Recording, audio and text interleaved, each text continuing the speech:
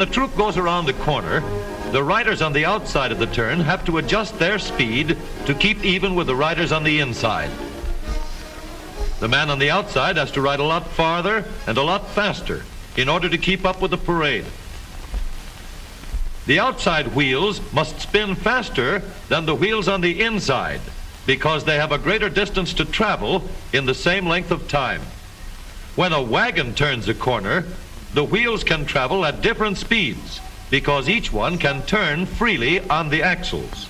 And in the early automobiles, the rear wheels turned separately and only one wheel was connected to the engine. But when only one wheel was driven by the engine, it had to do all the work, and it couldn't get a good enough grip on the road to do its job properly. So the one-wheel drive was soon out of date. But if two wheels are locked on an axle so that they are not free to turn separately, one or the other has to slide.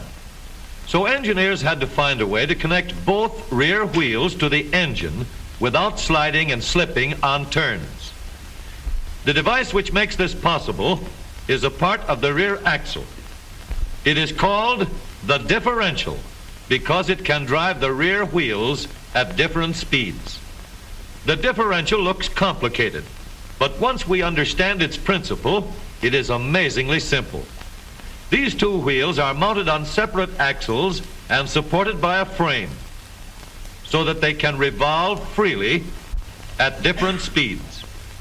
Let's fasten a spoke on the inner end of each axle so that by turning the spokes, we can turn each wheel separately. With a bar or crosspiece, we can turn both wheels in the same direction at the same rate of speed. Let's get something to hold this bar in place so that it will press against the spokes. Notice that this support is not locked to the axle. It turns freely. Now we can spin the wheels by rotating the support. This is fine as long as both wheels are able to turn at the same speed. But let's see what happens when we go around the corner. With this arrangement, we cannot drive one wheel faster than the other. And if we stop one wheel, the other wheel won't budge. Let's put this bar on a pivot so that it can swing in either direction.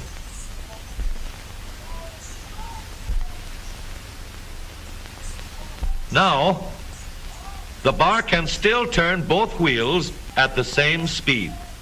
And because it pivots, it lets one wheel turn even when the other is stopped. But if turned too far, the bar will swing around until it won't drive the spokes that turn either wheel. We need another crossbar and more spokes to carry on the job. When we stop one wheel, the crossbars will continue to push the spokes of the free wheel around. As long as both wheels are free to turn, the bars do not swing on their pivot and the wheels move at the same speed. Now we have the working principles of a differential. To adapt the model for use in an automobile, we will have to make a few changes. In order to reduce the jerky action caused by wide spaces between the spokes, we will put in more spokes. Further filling in the spaces between the spokes gives steadier, more continuous action, and changing the shape gives firm, constant contact. Now we can make the gears thicker and stronger, and we have differential gears.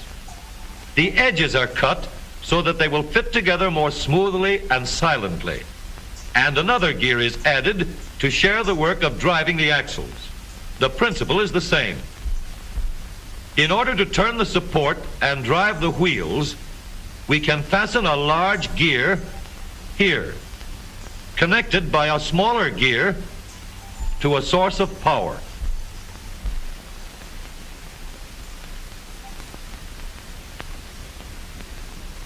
Notice that the power is connected to the differential at the center line.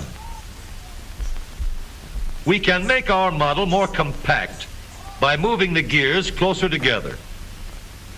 When we put our differential in an automobile, we have to leave room for the drive shaft, which carries the power from the engine. We may build the floor of the car above the drive shaft.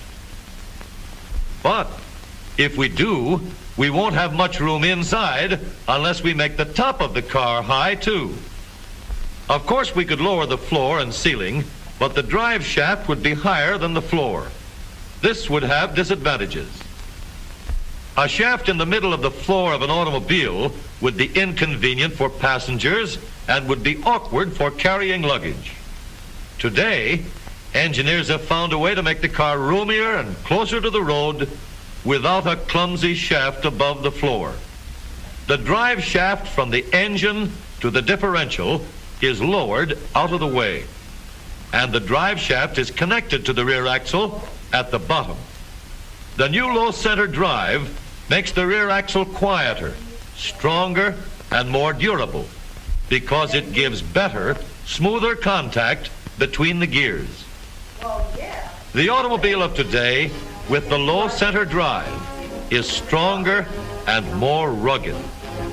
Every part of the rear axle has been built to withstand strains far greater than it will ever meet on the straightaway or around the corner.